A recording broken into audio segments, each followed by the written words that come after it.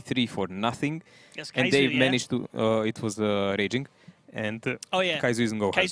oh yeah, my bad, yeah. And they managed to come back from that and really do a glorious win. So it was super interesting. We've seen use of Foch on the rail, so that's a new thing to go with. And it's gonna, I mean, eSuba needs to change something here on Hibelzer because they already lost 2-0 to go hard here, while Oops is super successful. So there is a potential here that Oops will actually take both rounds, which is a super great danger for a team like eSuba. And we can see some vehicles being used here that I've not really seen before. So we've got the PZ7 coming out, the German Heavy, and the WZ, the Chinese Light, being used. Chinese Light, I'm quite surprised. But PZ is a really good tank. I mean, that German Heavy has 550 alpha, good reload, good gun handling, top turret is strong, so it can do quite a lot. Oops have the giraffe camo there on the blue side attacking, and eSuba have the blue and white camo there on the red side. They are defending. But that's very interesting because there is no PZ in the game. But never mind that. We're just going to wait for the game from now on. Okay, there's no PZ and there's no WZ either. Okay. Aggressive play by eSuba on the rail, as usual. Raging playing E3 as he used to. Yeah, I saw that FE405, so I was kind of confused. That's an old meta. But also maybe they have something stashed away. Creator and Deha playing 50Bs, that's a classic, as you can always see them play that in this season. Insane on mouse. That's going to be interesting to see. He played it last time also. And Kerolf. Kerolf did a really good game on blocking off Go Hard on a lower corner. So let's see what kind of mind play will actually Oops do now, because this is another kind of setup. They're playing completely different. Last time they were playing more to the hill and just using mouses as kind of distraction on the lower part. But this time they actually have 50Bs already down together with the rest of the heavies. Yeah, a lot of the time at the start of this map, you're seeing this confrontation down in the bottom left corner. Getting control of that 1-2 line can be really quite strong for the attacking team, but generally everyone's playing it a lot slower now. You used to get a lot of sometimes, you know, all-in pushes up over the hill. I think we saw that yesterday as well, or perhaps on Thursday, not yesterday, Friday or Thursday. One of the teams definitely did it. There's a lot of presence here by eSuba on the rail, but let's see. Andrew is in 50B, 113, and Tomaszek is on VZ. That's not kind of tanks that can actually stop a full push by Oops. Like 2 mouses and 2 50Bs can do a havoc on them, but they're not going to risk the HP on the 50Bs, so they just established the dominance here, put mouses in positions where they can bounce, angle themselves, buy some time, and they're doing rotations over the map. They already know where Froley is with the mouse, so my guess is they're aware there is no one on A6, B6 behind the house, you know, the meritorious death spot. So they're going to probably try to do something about it and play rotation. That should be the next sign we get added into the game. It's like a road sign or something like that. Should be Mary's picture there. Yeah, just a graffiti thing. Meritorious was here. Rip. Yeah. Camel here moving up what's known as the Banana Roads, getting a bit of progress for his team. Yuki took a huge chunk of damage there, and that was 100% by raging from the hill. Yuki's getting connected on there. It's a popular place, or a place where people know are going to lurk about. That's a good connection there from Raging Potato. Insane taking a little bit of damage there on Oops and his mouse. Stage trade, and Camille is going to start the cap and try and get a bit of attention from eSuba and get them thinking. It's a ropa-dopa, as you would call it, because he will just trigger the cap, position his tank to run away effectively, and they will probably push the rail in one moment. If they manage to get unspotted up, they might support him, so... But it does look like they're gathering up for the lower push. And you can see where Creator and I think Decha are sitting ready to clip anyone that goes across the 5 line. Yeah, that's free damage. They will be, whoever goes will be spotted by Milos. You could see him there from the start of the game. People use 113 on that position mainly now because 113 still has harder turret than a VZ. VZ has a good gun depression, but it's very specific position. You saw that Milos actually has to turn his tank sideways, not frontal as it was usual. Oh, ho, ho. There we go. Froley exchanged some shots, so Unji can actually pass, and it's going to be a bit of one-on-one fight here between Camille and him.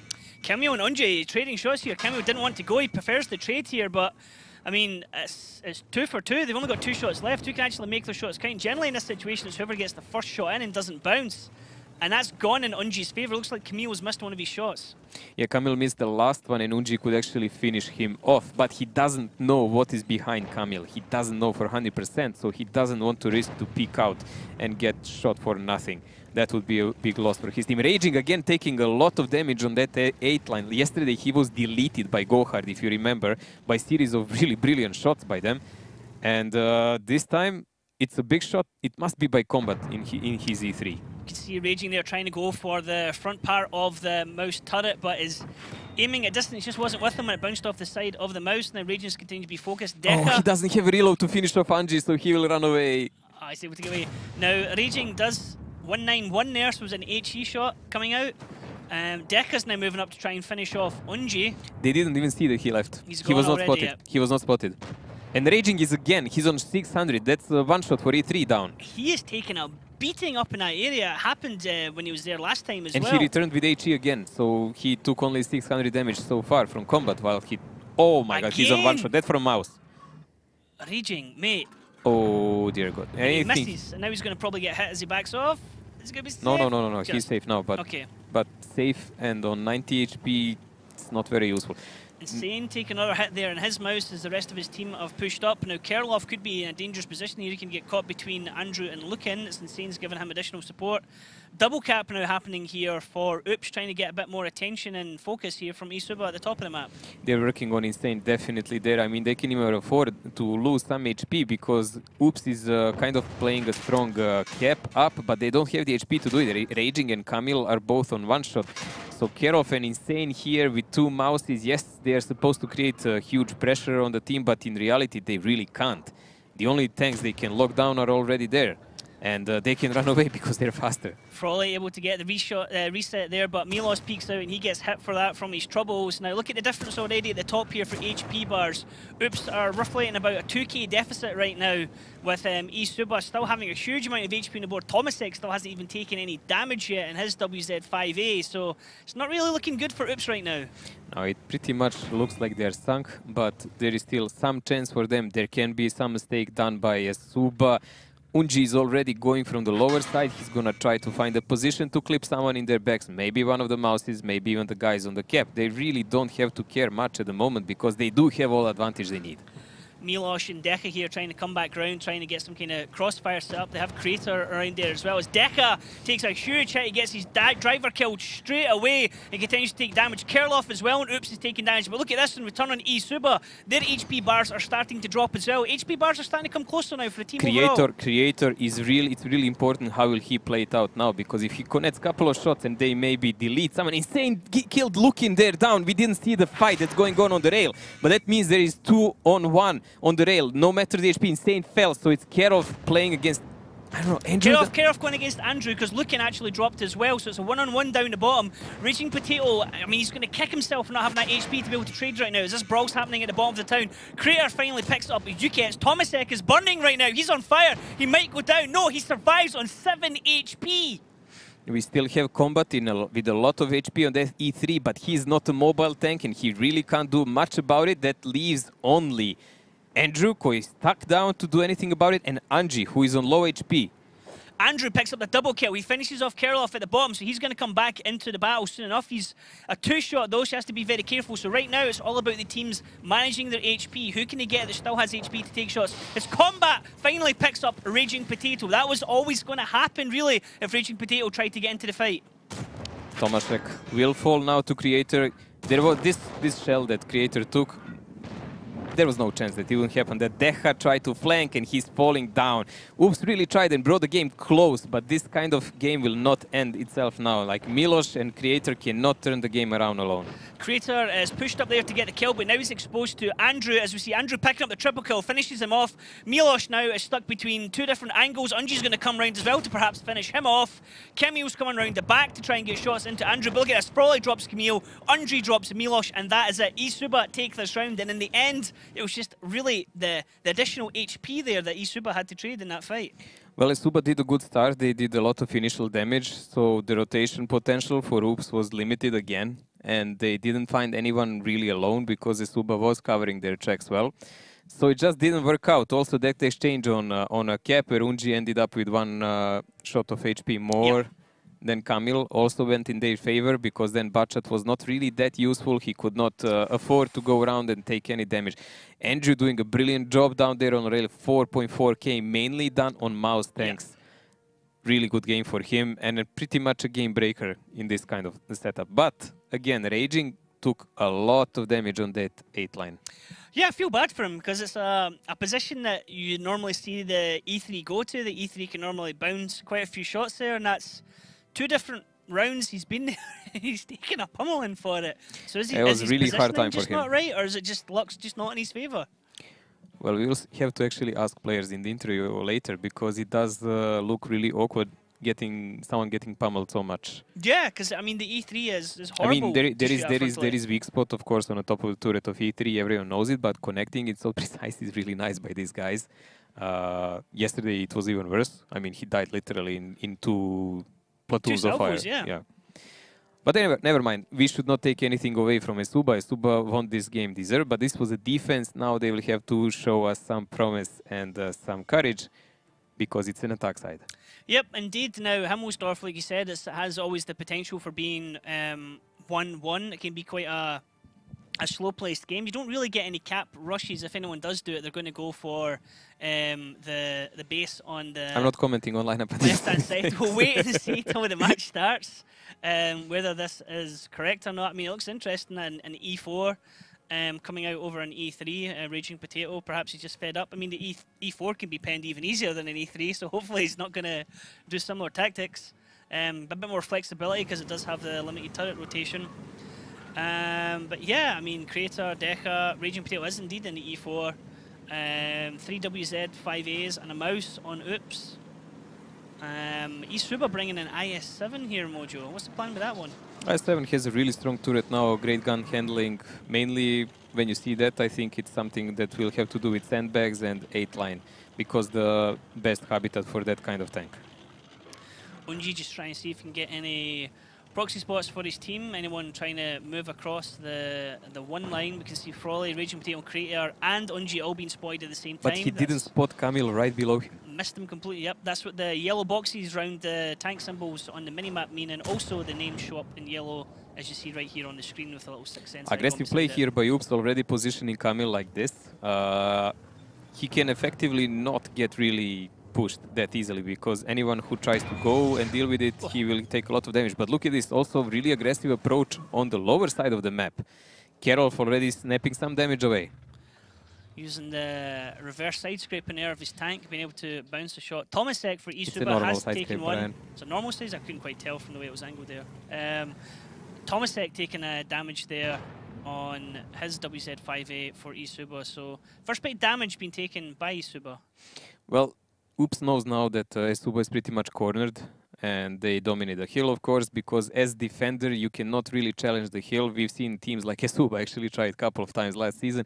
It never worked out well, because attacker always has a better spawn and he can do whatever he wants, and it's just not the good way to play it. Frawley is going toward the 8 line, I would say, but this is a really static game because they are now confused what are they supposed to do. Banana Road 8 line is already covered, there is a VZ there. They already know that Railroad is also cut away completely because Karol is watching that. So it's a big debate now, how will they break it? It leaves them only one way to do it effectively, it's over the hill. But they know, as we can guess, that something is then waiting for that. Combat up there on the E3, where we saw Raging Potato earlier on in his E3. I wonder if he's going to be able to survive longer than his counterpart in the opposite team. Now, Tomasek and Andrew making move up towards the hill, so it looks like perhaps eSuba are going to favour going up and over the hill.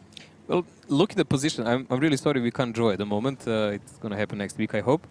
But you can see Deca and Creator, how they were positioned on the rail, so they could clip if someone tries to go banana, they could clip a bit on a hill if something is spotted. Insane is covering that road, as you see from this wreckage, and Karol was covering down. 8 line is blocked away, so honestly, going and trying to fight down would just mean they would take needless damage on the way and probably end up in some kind of crossfire they didn't want to. See, he is reverse side scraping. I just had to get that out there. I knew it was right. I didn't want to say to them, go back. I was like, the turret's at the front. He's reversing. But no.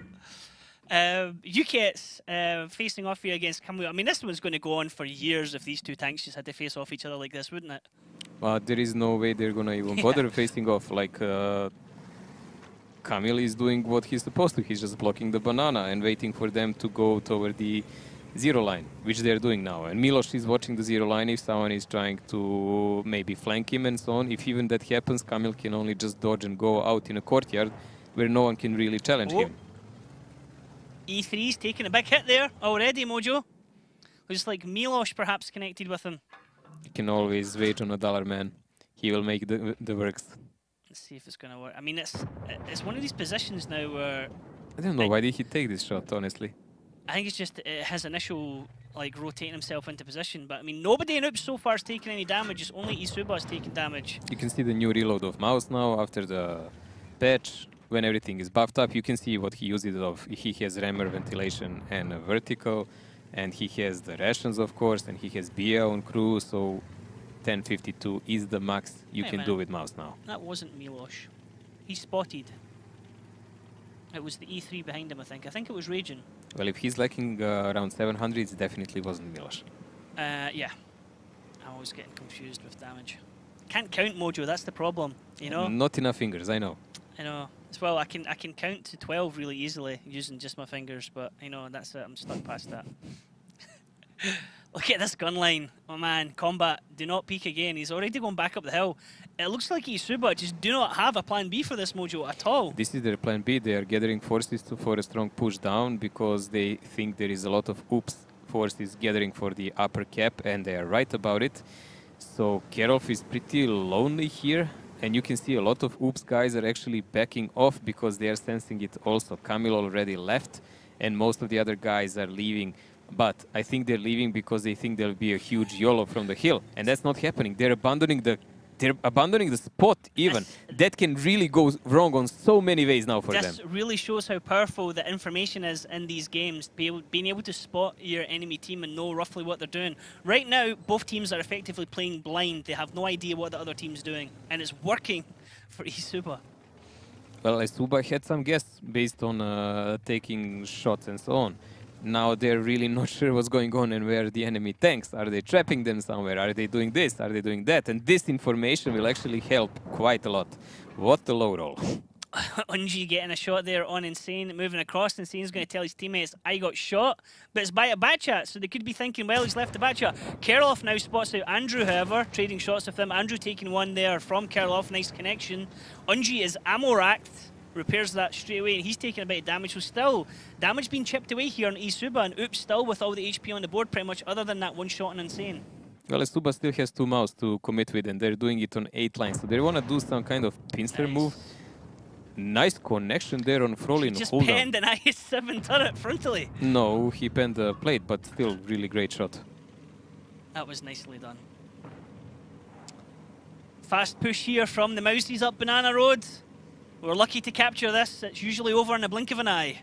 Well, this is a problem now for eSuba. Like, this placement of the tank is okay. But look at Froley getting absolutely handing him over. Like, he's wrecked. Fortunately, he has a medic, so he actually repaired commander. But the time is ticking away. It's less than 3 minutes. They even didn't trigger the cap. Oops is more or less pretty much unharmed. That means they can do a huge counter push, even allow themselves to waste most of the tanks. As long as one of them survives, it's going to just be fine for them. There's only a 2k difference roughly between the teams right now, but the fact that Oops still have so many tanks on full health means that if they just go in for the brawl, providing the trade properly, they should but be the able to win positions easily. are in Oops' hands if you push that cap. Like, they already have Milos in a mouse who can angle and pretty much rest them all the time. So they have to commit to kill him. If you want to kill a mouse who is well hidden, well, then you have to open yourselves for other people. Unji taking, again, a lot of damage. I don't know, does he have a repair anymore, but he can clip out, and that reload, well, we'll see when will it happen. Camel taking a shot from the E3, providing overwatch as the triple mouse push into the hill. They're just looking for a fight here now. eSuba against Oops. Milos getting focused at the moment by the autoloaders. He is in no man's land. Can't get any support here, really, for his team. Big miss there, going over the top of Andrew, who's now on a reload. Unji has 2 shots. Milos is trying to bait the shot out, but no, Milos gets hit as well. So now Unji can come out and get his shots. Can Milos, and he's going to land the last one. No, Unji bounces both of them. So Milos is going to finish off Andrew now, and he can push up into Unji, who's now on a reload. Milos surviving on a sliver of health right now, but now he goes down as Ukets finally gets the kill. Well, there is 2,000 advantage here for Oops, and as I said again, advantage in positions. 1.5 minutes left. The Ukets fell, Tomaszek fell. Only 4 of them is surviving, and Froley will not last longer more. Froley here is between a rock and a hard place as Karloff is getting him from one side, and if he peeks on the other side, Insane can get him. Looks like Karloff is going to finish him here. Hits him in the wheel actually, but it looks like it bounced. Didn't actually connect with the lower plate there. You usually don't pen when you hit with a hit on the tracks. This just doesn't happen. Insane now going to come round and get the kill instead. So it's a double kill for Insane. Oops, still everyone on the board here other than Milos, who died bravely at the top of the map. As Raging Potato now pushes up into Lukin. Gets the double kill, finishing him off. It's only combat left now for his team, and that is a fantastic comeback here from Oops, and exactly what they needed to do after that first round. Well, the game is pretty much ending itself. Combat is the only guy left. Oops can just go and chase him if they're bored enough, but it's nothing that can really change except some personal stats. And will you pen a shell more or not? 25 seconds, unless they really want to kill him. Nice connection there by the creator. There is definitely an issue with the E3. I mean, I remember a patch ago, there was like some slight rebalance with its armor, but it was really slight. It should not affect it this much. Yeah, it'll be interesting to see where the shots are coming in or where they're going through or something like that. Hopefully it doesn't have a gap in its armor model somehow, but I don't think so. I think it's maybe just people are practicing getting used against it. Again, nicely there from Oops, only losing Milos, and well, again, that's kind of their own fault to blame. I mean, you would have thought the 2 backchat shots would have finished him off, and instead it left him surviving. Well. He did well. He really angled well there, yeah. And survived to get the kill as well, which is good, because then that was, what, 2 tanks, 3 tanks trying to have to kill him? Even if that didn't happen that way, he would still... he already did his job. They already did their damage while they were taking care of Milos, so it really didn't matter at the end of the day. Kamil doing really astonishing damage, more than 4K. In 770 we will see a lot of that on city maps, I think, because there are no small tanks and no small damage dealers then. Raging, improving a bit since the last game. Yeah, good bounce back, picking up 2 kills, coming second top damage there, pretty much 2.9. Lukin, the only one from eSuba there in the top 5, so top 4 players, top 4 out of 5 coming out there from Oops. Well, it was pretty self-obvious round, guys. Decent win by Oops. They didn't have to do anything too much. It was a really nice opening, the aggressive opening that got eSuba completely confused and off balance. And that worked well in their favor. The later rotation by eSuba were sluggish, slow, and they didn't really decide until the end what they want to do. They did try with that split move attack with Mouses on 8 line and the rest of the tanks from lower side. Just didn't work. Oops were just positioned too well. And like you said, Himmelsdorf 1-1 map. Mine's more likely going to be a 1-1 map. It's all about breaking the defense here, really. We're going to have to see that. Maybe Oops got some lessons going since the last time we watched them play Mines. Yeah, I was watching APAC earlier on today, and they were talking about how Mines is a heavily defensive map. And on that particular match they were commentating, both teams won their attacking round. So yeah, Mines is quite hard to predict at the moment. Most stuff would revolve around the cap that's down in the water there on the left, rather than the cap up the town. That will happen if the team manages to get dominance on the right hand side. Conqueror gun carriage coming out. This is going to be interesting. I mean, eSuba managed to win both rounds on Mines against Gohard, while Oops managed to lose both rounds on Mines against Gohard. So let's see what lessons both of them actually took out of those games. Yep, this is going to be good. We're seeing the Russian Tier 10 light coming out, T100 being used. Conqueror gun carriage has potential to do a lot of disruption and a decent amount of damage as well. Oh my Already, Ukets has been caught out trying to rush onto the island and is down to less than half health. Great coverage there from Oops. There was like 3 guys shooting at him. Wow. No, 2 guys, sorry, Creator didn't have the reload, so Deha connected probably. Wow. Deha and Insane, both, or Milos. I'm not sure which one of them. We'll be able to see players. So Karloff got shot in, and it was his spotting that caused it. So we have combat on RT that's been done many times by eSuba. He's their RT player, and the problem is this position where Karloff is super hard for RT to do anything about. But he can do something with Deha. Deha gets ammo racks, gets his viewport damaged, and gets tracked as well, and is stunned now with that artillery shot. Cameo actually with the assist as well with Deca. Okay. So they both split the damage there. Why is he not repairing himself?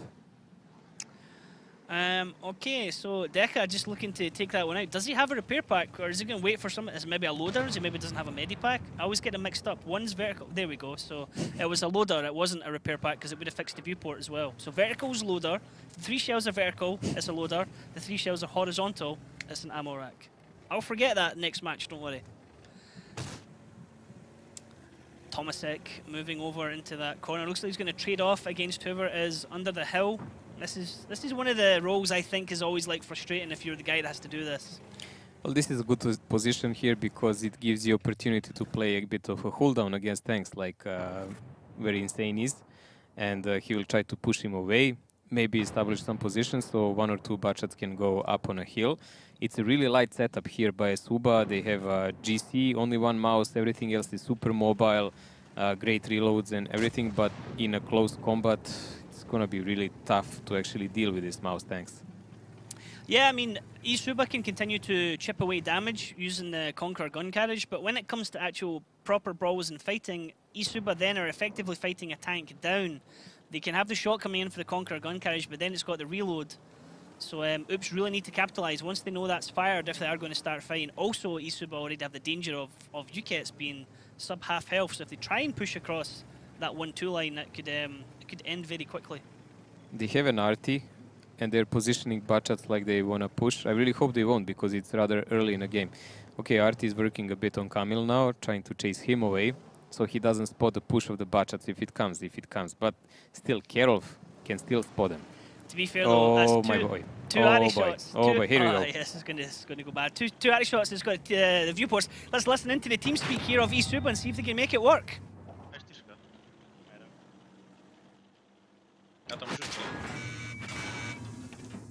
Mauzové půjdou hill možná?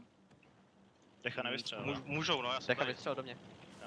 Musíte si zabít Kamila nějak opatrně, já nevím. Ty mauzové jsou strašně agro. S tím lightem nic nedělá, no. Držou nějak? No. Budem tady 4 ty mauzové nás těch třeba.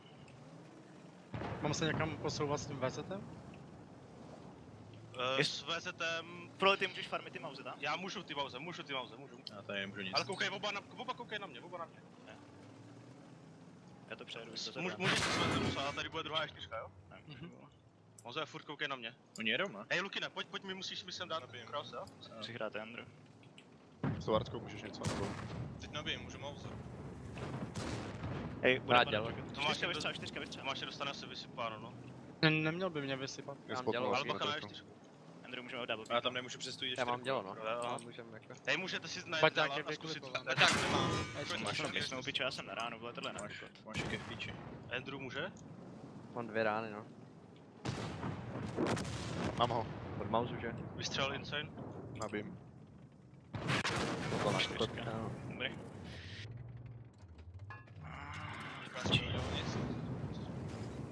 Hodí, ještě hrám. Mě bude střelit Decha.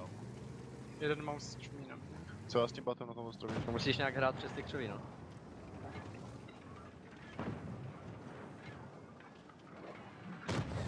Zabiju Tomáška. Beru na Tomáška, no.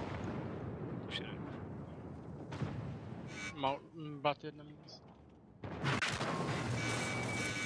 And well, with the death of the 2 batshots in that corner, Mojo, that was pretty much that whole plan done and dusted.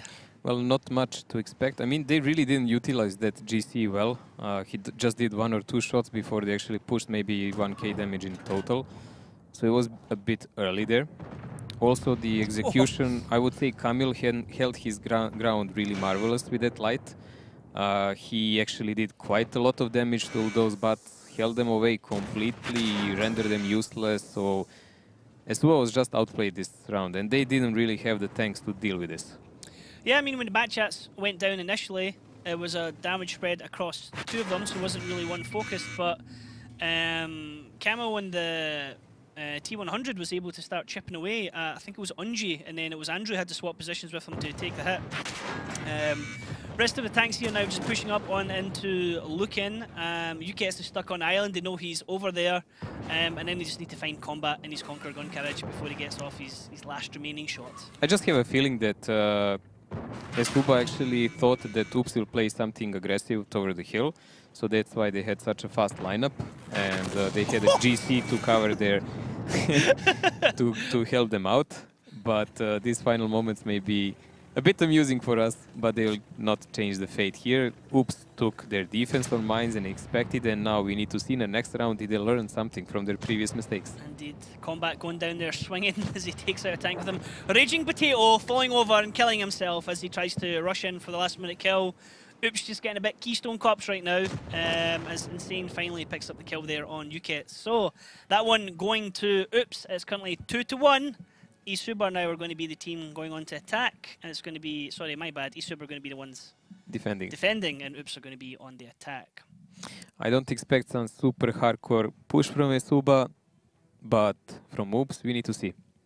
Yeah, but they do something different. They are, as we talked about this before as well, they are one of the teams that are innovators, I feel like, of new tactics. Let's have a look here at the start of the battle where UKIT's got absolutely ripped apart here. Oh, this is the moment that we actually missed, and there we go. 1-2. Two shots received. Ouch. Ouch. Already waiting exactly for where they thought he would be. That's really not the start you want when you have with such a fast lineup with a lot of budgets. You really don't want to lose more than 1 HP before you even get the first shell in. Creator, Deca, Insane, top 3 there. Very close damage. Creator, one of the new boys in the league this season as well. So as Daki likes to call him, Traitor.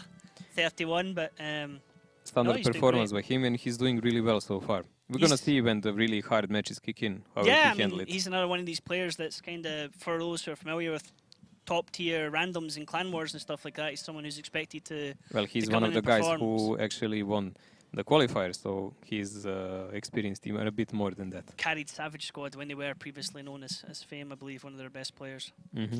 Yeah, round 2 on mines. Looking forward to this. I really want to see something new. I want to see something different that people are not ready for. But I say that every time, and usually we get standard stuff. So standard is always standard until someone makes something new, Ryan, and then it pops out, and you're like, it's good. It's like it can work or not. It's like when Ding started using artillery all of a sudden. It's like you see Tornado rushing with mouses, and it actually gets a new meaning when you see it. Yeah. So yeah, I mean, Cap 2, usually where stuff happens, if it is going to be some kind of Cap stuff, you generally don't see teams particularly playing for a Cap 1 tactic unless they have that right side of the map. Cap 1 is practically almost impossible to do. That's the main problem. You have to sacrifice a tank to do it, and then you're a tank down, so when you get counter-attacked, you lose a hill and you get just shot down to the pieces. Okay, PZ there. I'm not saying a thing until I see it in the game. Well, looking at how it was done in APAC, it was playing in that exact same position where Deca was. So they just drive it up to the rock and they use it playing but let's see, are they actually using it? Double E4 as well. Okay. So Andrew and Unji in the E4s. This could be quite tough for Oops to push into. You know, Oops has a quite lighter setup here. No RT. 3 mediums, TVP being one of them.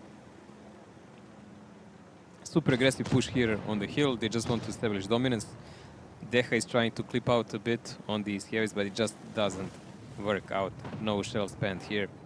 Frol is already spotted, but they already knew where he is. This is the default spot when you see a T100 in these games now. This is exactly the place where you use it. If you saw last time, Bachas had so much trouble to try even to hit him because he's flat as a pancake. Yeah. It's super hard to hit him, and then you have to expose part of your turret. You get shot by him, and you can get shot even worse by someone else. It's like somebody stood on a T54, that T100 tank. Yeah, there are a couple of versions of tanks that exactly look like someone stepped on them. Yeah. Now, Milosh advancing up here. You can see his consumables down the bottom there. So he has Repair Pack, Chocolate, and then he has... Fire Extinguisher. Fire Extinguisher. So no med pack if he uses any, if he loses. Yeah, but he plays mouse. So it's fine. Doesn't lose crew members. Not often. Stats up there for Andrew so far. Doing well. Damage blocked, eSuba in total. He's got 3 kills out of 10 for his team, so... Minute and a half, almost 2 minutes in. Oops is still deciding what they will do, but in any moment they will just have to decide where to push. We've seen some pushes from the 8-9 line, and they can mostly work. If there is a good focus fire, they can work. So far, literally no damage exchange between the teams, rather static. eSuba being defender, they don't have to do absolutely anything except to just wait and see what will Oops do and then react. Looks like I really hope they will not push the water side. yeah. I totally don't like it. Lots of tanks there from eSuba are going to have a good crossfire opportunity if someone does do that. So hopefully Oops can try and get a bit more vision before they decide what to do. It's looking like Mojo, well, is Crater going to turn left or right? We'll find out in just a second. Oh, this could be a water push. Oh no. So maybe push water, maybe distract with the mouses while they try and push water at the same time. It'll be interesting to see who's done. Crater is certainly taking the long way round to avoid being spotted. If eSuba actually manages to connect several good shots while they're crossing on the water, so that means spot them on time by Froley or Lukin, this game will be pretty much over. Now, Froley has taken a bit of damage in his T100 for eSuba, and in return, Oops, I've got some damage done to Raging Potato in the WZ5A. Now you can see the tanks here lined up from Oops like they are ready to make a push. If they do... Oh, Insane got early spotted. That's not good. Insane's peaked already. Has that just absolutely killed the plans? Crater and Kerloff sitting there. It's a nice shot.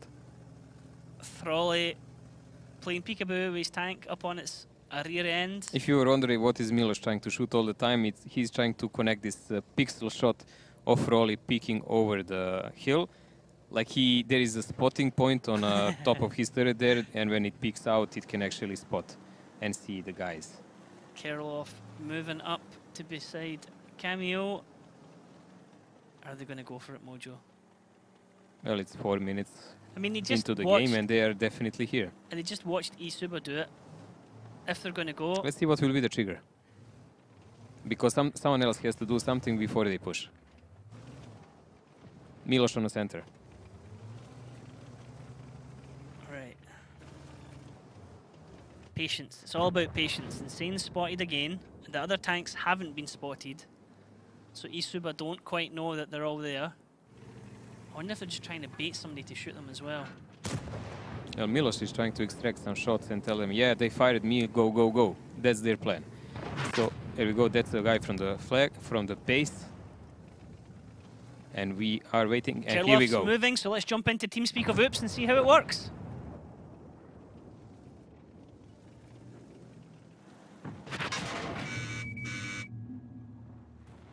That's nice. That's good. That's good. They don't have the bot here. They don't have the bot here. I did connect to an NG. Just wait, Karol, go back, Karol, go there. Yeah, just Karol, stay safe. You can see on the tank. Camille should kill him anyway. You can kill the sponsor with the heavies then. Yeah. Of course, If the light want to move, I can kill him. Just cross creator, I will watch NG. I'm falling back. Seems like this one free wants to push me.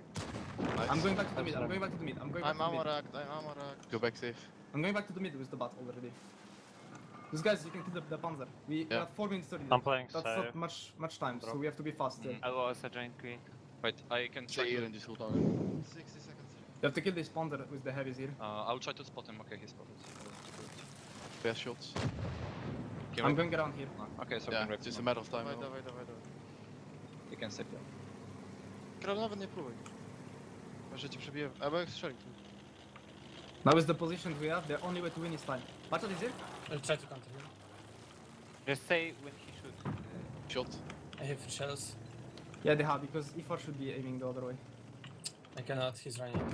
I did one. For him. I did one. I'm going safe. She shoots inside, Karol. Yes, yes. Patrz, is here? Can you kill this panzer, guys? Yes. Ah, he's being there. Yeah, that's good, that's perfect. They're loading 15 seconds. That's coming back. Teha, can you go back and help insane? Or he doesn't need No, guys, we need to kill this guy, then we need to proceed to this. Yeah, I can even take more shots then. I'm full HP still. I should. You can finish Alright, it for me. they're pushing here, They don't know me, Help me, go here. They don't know me. Oh, he moves forward. It's fine. We This see is how we for can handle shot. this. You just need to kill this and then push this. Yeah, he's one shot. They cannot do anything. Yes. It's good. Just guys, kill him. Okay, loading. Karol, nie próbuj, bo ma hard. Can only win by time now, so we lose by time, I mean. Mouth So shot, HE. I got nice, him. good job. Nice. Now I need can- to now we need to go to this. Mouse will play a bit more aggressive soon. I can just play aggressive and Just go back to this. Camille in the theater have to go. I will just support. I'm going. Raging, come with us. Round. Mouse shot, Come. Okay, Mouse shot, I'm pushing them. Just take some Don't shots. solo in, dude. Don't solo in. They are Yes, not yet in position. I just want to take some shots. Right? So they're not focusing these guys there. Right, Raging, come. Close to the hill. This C4 is not even picking, by the way. Chill. We have time. It's okay. Is one of you still here? Nice spot. Raging on the corner. You think? Run back. Okay, well. Creator, go first and Just stay here, Deha. Yeah, I can shoot him from here. You have to be able to help the mouse if you want to yellow back to the middle. But You can just I'll go just into take them. a shot. I'll take the shot. Yeah, he's not here. I'm able to shoot Can you kill this guy, bro? I'm going. Mouse I'll shot pressure as well. this. Yeah, I'll pressure this mouse. Let's go, Go, Raging. combat. Go Gracie. Help us shot. in front. I'm also able to shoot him, viewers. Go Gracie to the buildings and we can do Constantine. Bad combo, go back combo. But distract. Right, One shot. Nice. We got this. Mouse I will can shoot us finish from him. the back creator. Can you spot mouse? Not really. Carol, can you aim this? Maybe they have. Proxy. Can you? Not really. E4 shot. This one E4. Wait, You have shots? You need to pressure I this can to claim. the We cannot I can will claim. cross to the rock.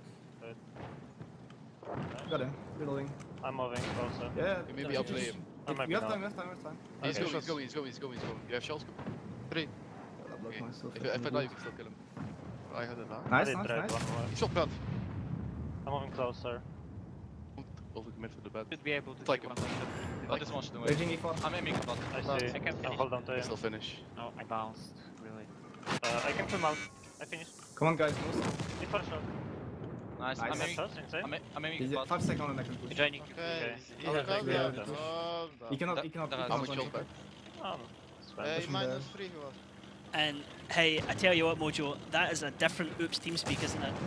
That sounded really brilliant, I would say. It was just execution, calmness there. Everything was going really smooth, and with this kind of setup that's much lighter than eSuba, they just broke it.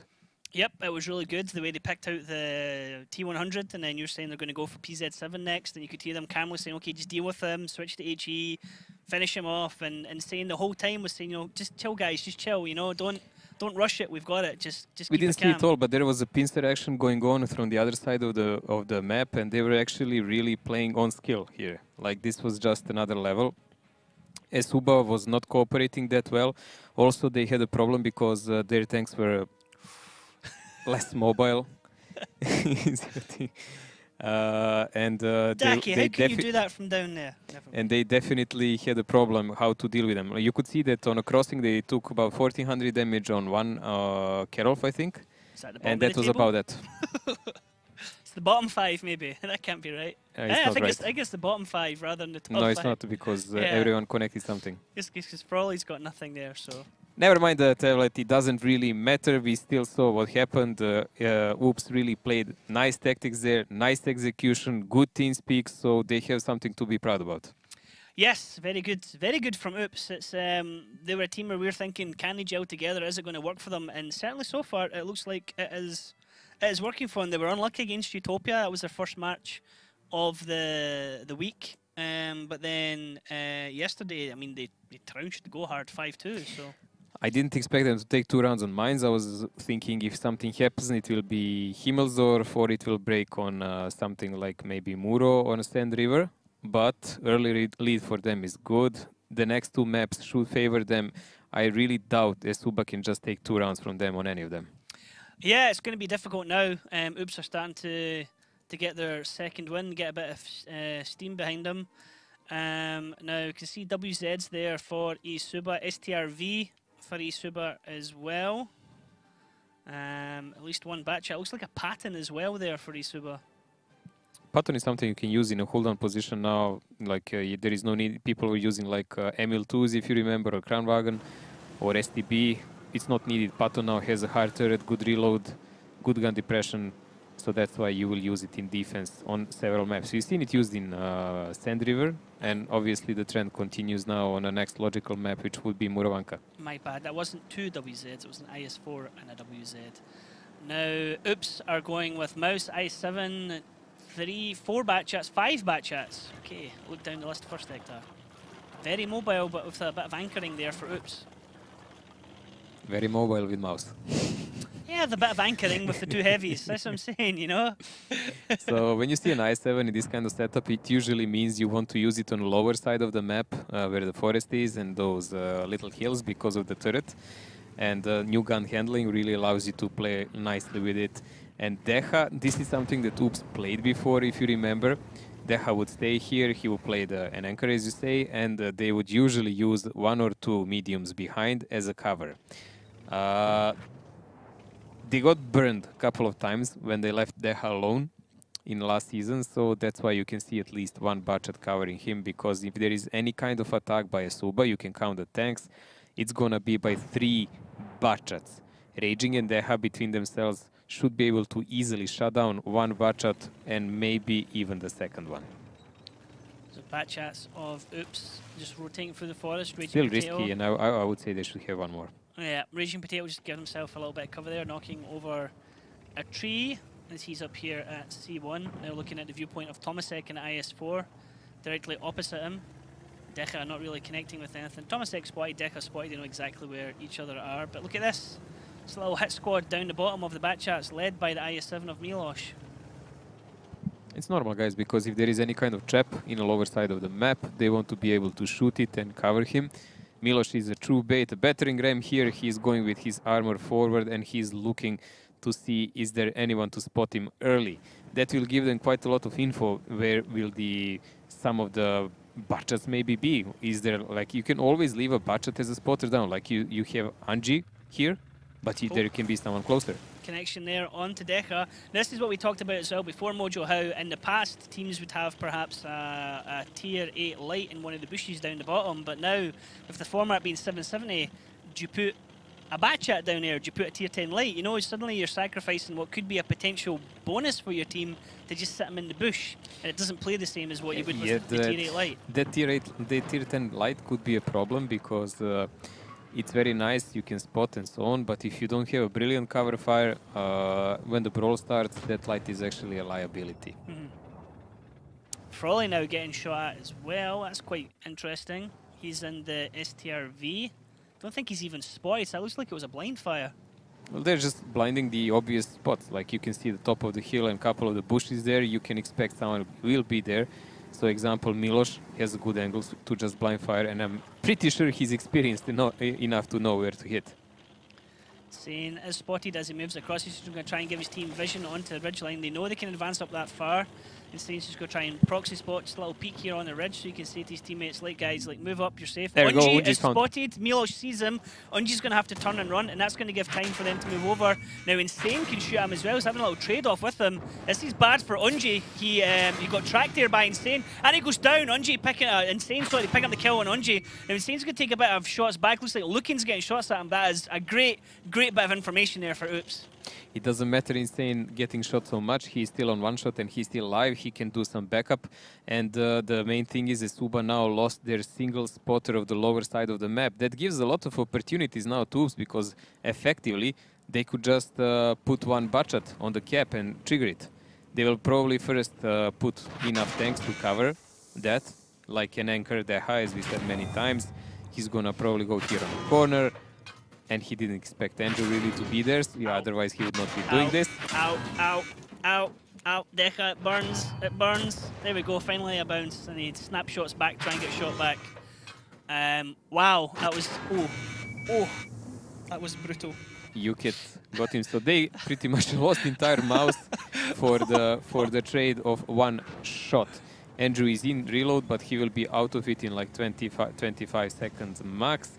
There is a cap pressure going on, as I said, Kerolf is going down, but loss of Decha will cost a lot. What an exchange, like to be able to take out a Batchat like that and then just to lose your mouse effectively so easily like that, that was horrible. They just didn't expect Andrew there behind the house. That was nice. That was nicely done how they were able to get the shots. Uket's taken a bit of damage there for eSuba as they're trying to reposition here to work out who's going to be sent over to They already spot the sent cap. Ukit. Uket's going in now, Milosh backs off, takes a little bit of a hit. Now they're going to pull off from the cap. Oops, just going to reposition. HP advantage is now with eSuba actually now because of that. It is, Oops of course, taking because a of that super light 3000 lineup. HP. Yep. Losing the mouse, yeah.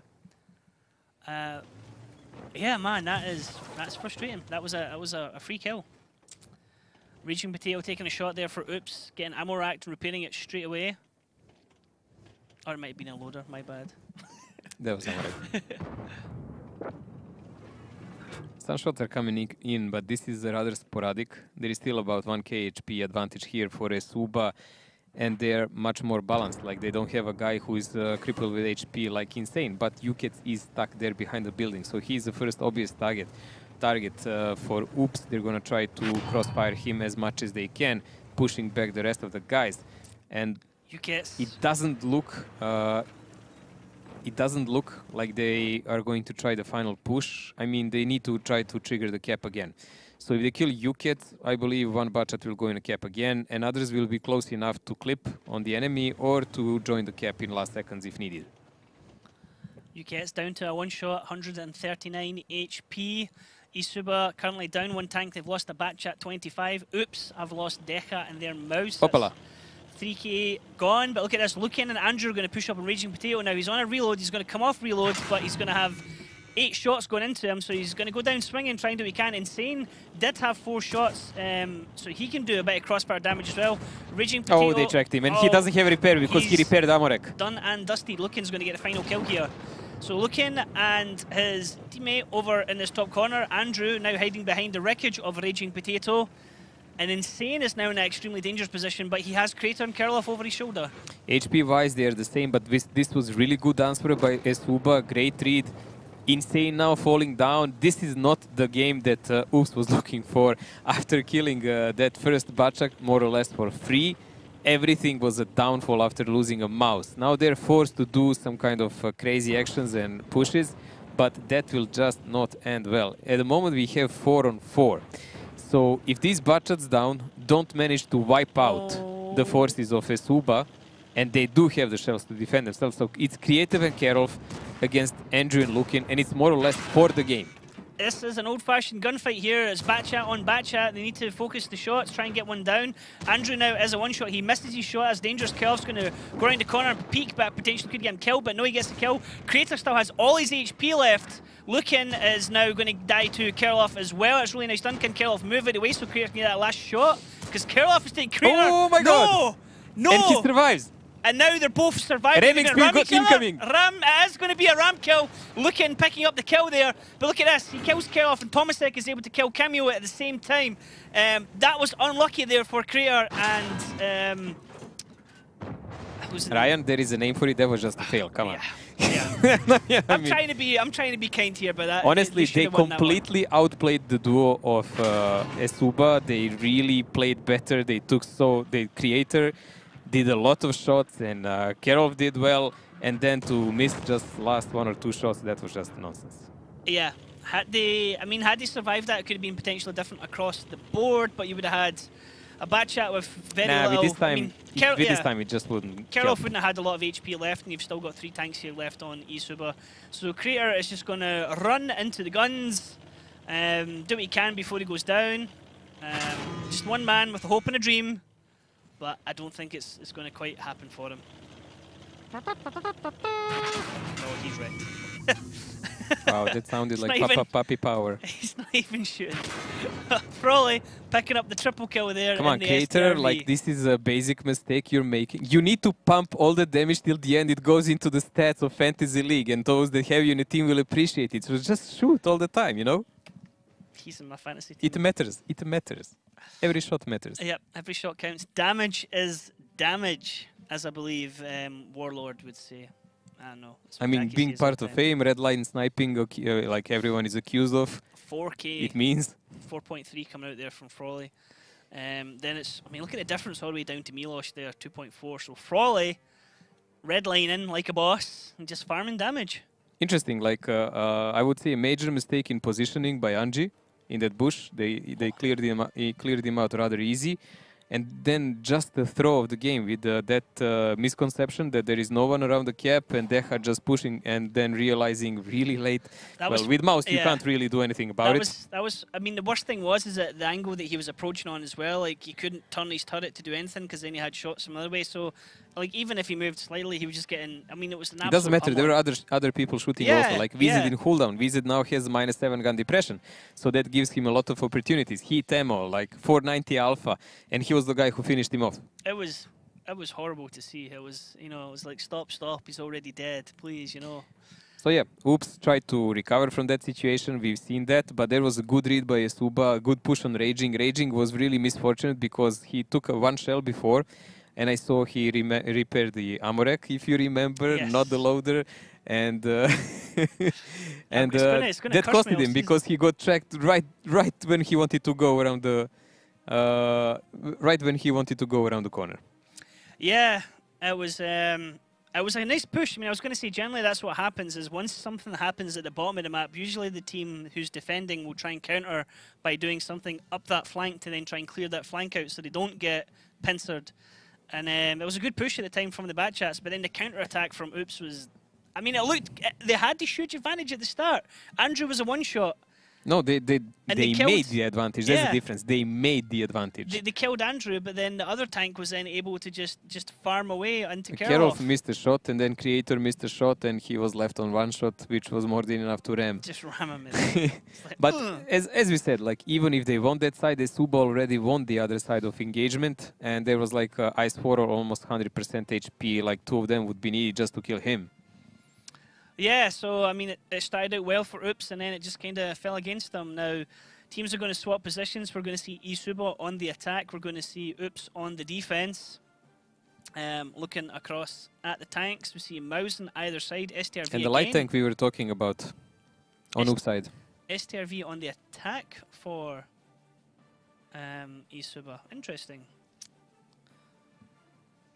Now... eSuba, they're going to be playing in the blue and white camouflage. They're going to be playing on the red side. Oops are going to be in the giraffe camouflage, and they're going to be playing on the blue side defending. Let's have a look and see how this one goes. Cameo is in a T100 as well, so STB1 coming out from Milos. That's kind of an old school tactic for this one. For look the at this team. aggressive approach by Oops, like a full push going on. Camille will just cut and try to see all the tanks, but they gave up already because they have a feeling they're going in a trap. And it was actually a good call because they will get wrecked. This is where things went wrong on Friday. They ruined it. Sorry, Thursday, one of the first matches of the weekend. They absolutely blew this tactic. They rushed forward and they stayed there. They tried to kill Shoku, and Shoku didn't go down.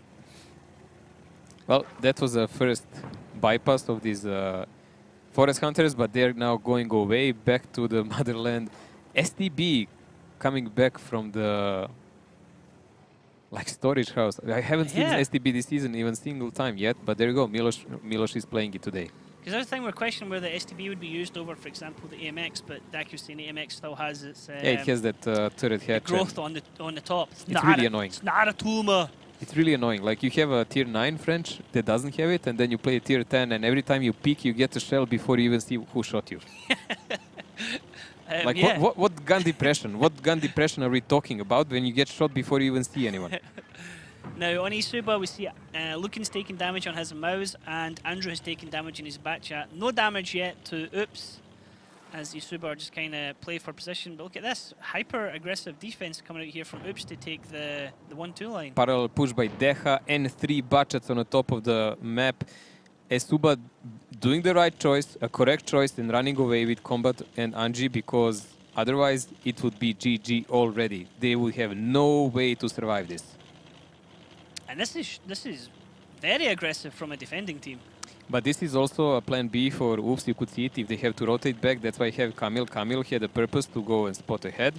If they're pushing with Bachats and if nothing happens, they're pulling back, leaving Camille in a spotting bush, and it's covered by Milos and Insane, while the rest of the guys are pushing the other side of the battlefield. And this area along the A-line on the map, if anyone's ever been there, usually the North team ends up hiding there on randoms. That's why I put I7 here. Very hilly and very awkward to try and actually get vision because of all the bushes up there as well and trees.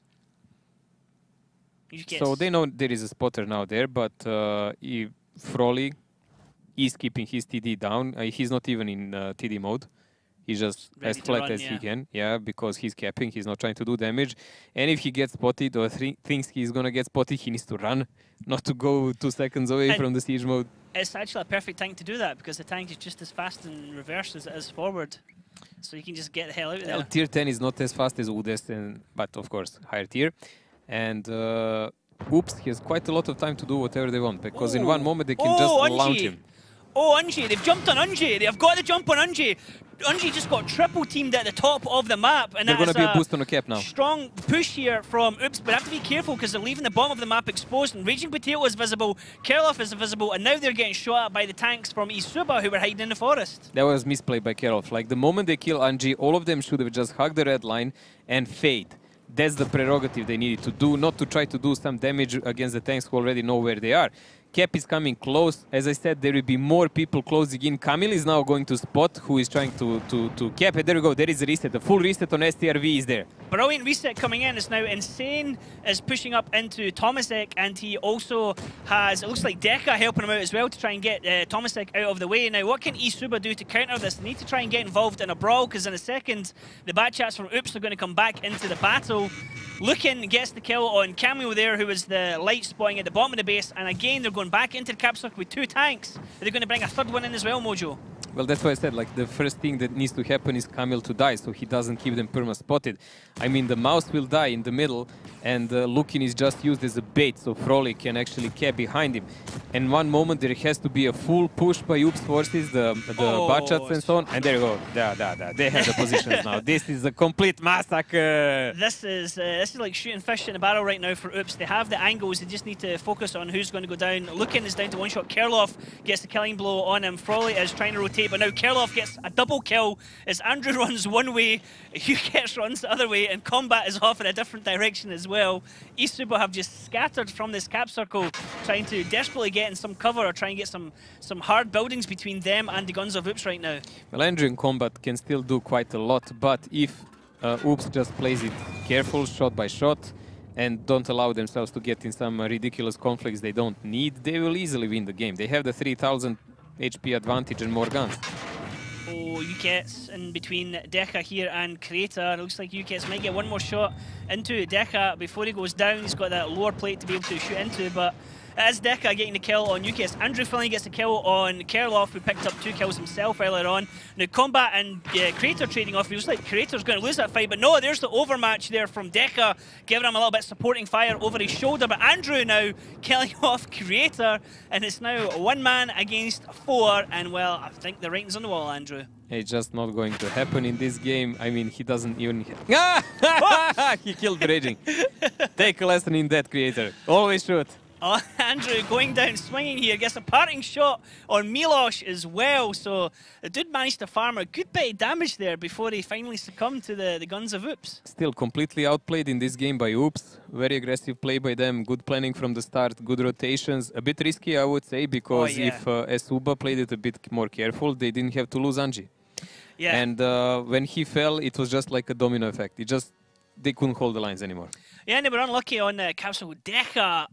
Whoa, 5.8 there in the WZ. What a monster round. I mean, he was farming the mouse up top with Milosh.